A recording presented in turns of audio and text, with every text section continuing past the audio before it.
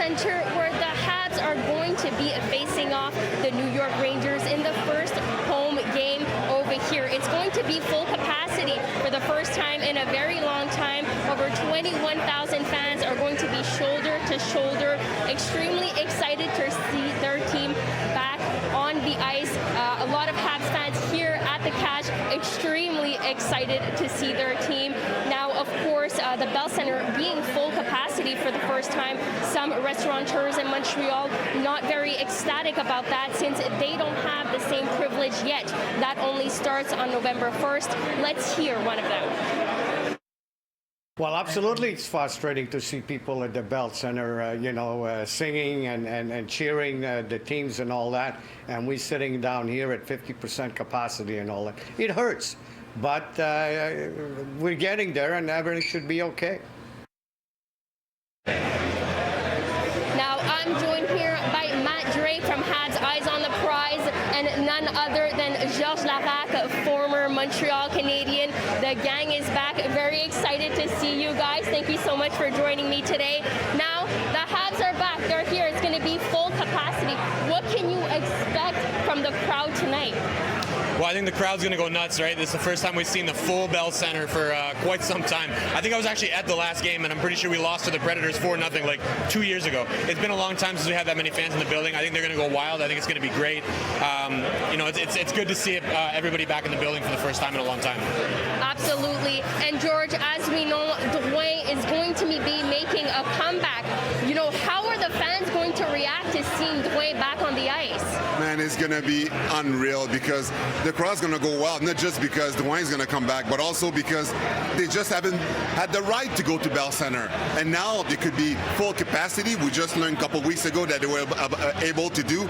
They know the home ice advantage, how important it is. And with Dwayne back, we know that the crowd is hard on the players, but when they need to pick a player back up, nobody does it better than Montreal. And that energy with the crowd is going to transcend through the team. It's going to be a huge advantage to play at home tonight because of all this. Absolutely. And we had so many incredible moments last season with you predicting a winning goal. We had some really incredible moments. Do you hope to see similar moments this season?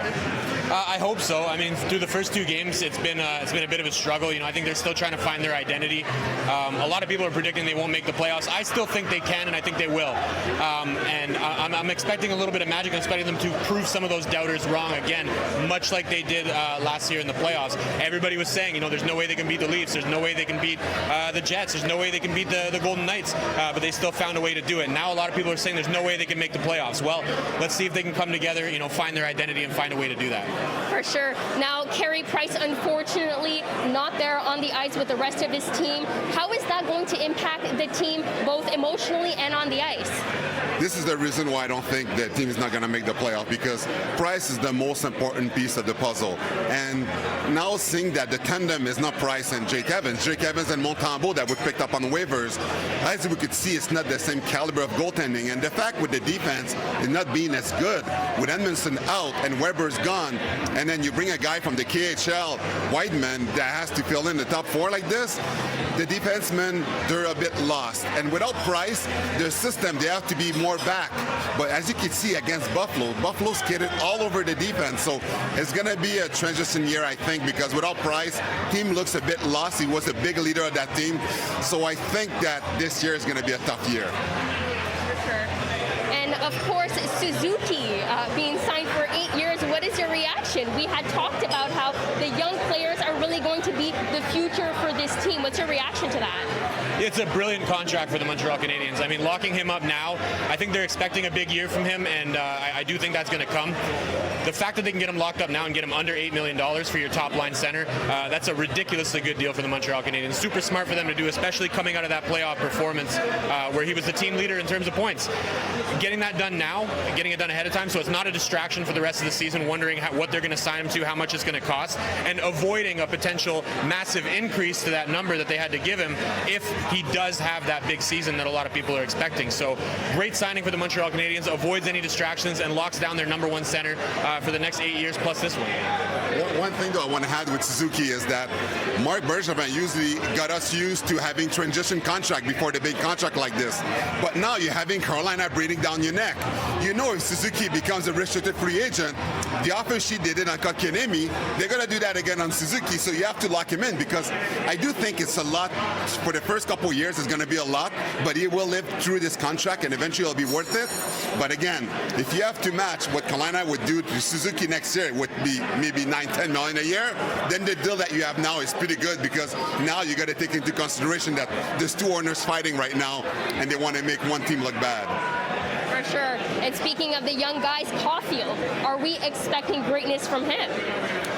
For sure. I mean, it's been a little bit tough for him in the first couple of games here, but it's been tough for everybody. So I'm not worried about Caulfield at all. He seems to be getting his opportunities, and once he really finds where he wants to shoot the puck and he gets a little bit more comfortable out there, we're going to start seeing things go in. We saw it in the playoffs last year.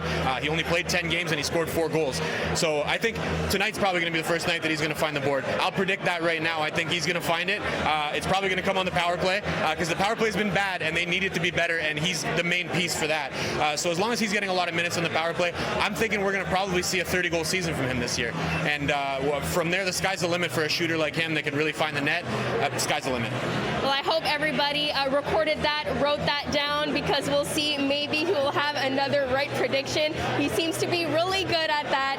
So, George, of course, you know how it feels to have the fans back you up when you're playing on the ice. Now, finally, full capacity.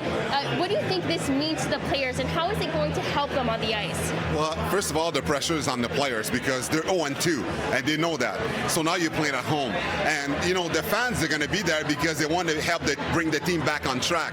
And this is so important. Often, though, when you play home opener, it's tough because the ceremony is so long that the acid lactic, like in your legs, you're standing up for so long. And then the other teams, like, they jump on you because, you know, standing for a long time, it's tough on guys physically. So I hope that the start is not going to hurt them too much, because the thing that I don't like is the Rangers has not won a game yet. So they're going to come out flying. So the first 10 minutes of the game is going to be the key, because it's not going to easy open, and they have really good players on that team. And, you know, you look in net, they're better in net than Montreal, and in defense too. They have Adam Fox, winner of the Norris Trophy. So it's going to be a really tough game tonight. I hope Montreal win, but unlike you, I wouldn't bet on it and stuff, because it's going to be a tough one. And I don't know how the defensive problem that we have, we could fix it overnight by just changing the system, because you still have to deal with the same element you have playing D. For sure. So we have the optimist and the realist, or the pessimist, I'm not sure. So we're going to see which one's right, if they're going to be able to win this one today. In the Bell Center, finally full capacity. Puck drops at 7 p.m. Let's hear what Habs fans had to say. Everyone seems to say that it's going to be Tampa Bay once again, but I mean, you can never know with sports these days, especially now that, you know, everything's going back to something that's a bit more well balanced and rounded out. I think it's going to be something to see with all the moves that teams have made over the offseason. Probably Colorado or Tampa. I like their teams. They're real deep all around, and, you know, Tampa, especially winning back-to-back, I think I like their unit again. And, you know, they lost a couple of depth guys, but, you know, I like their young guys that are coming up, and I like their existing core there. So either Tampa or Colorado. This year, if I had one prediction, I believe possibly Colorado Avalanche has a pretty strong chance. Like they missed it last year, but their team is very strong. I believe in the Western Conference they might be able to possibly win the Stanley Cup, and the Eastern Conference maybe Tampa Bay possibly could make it again. But hopefully Montreal, man. I'm a big Montreal fan, so I hope Montreal can win.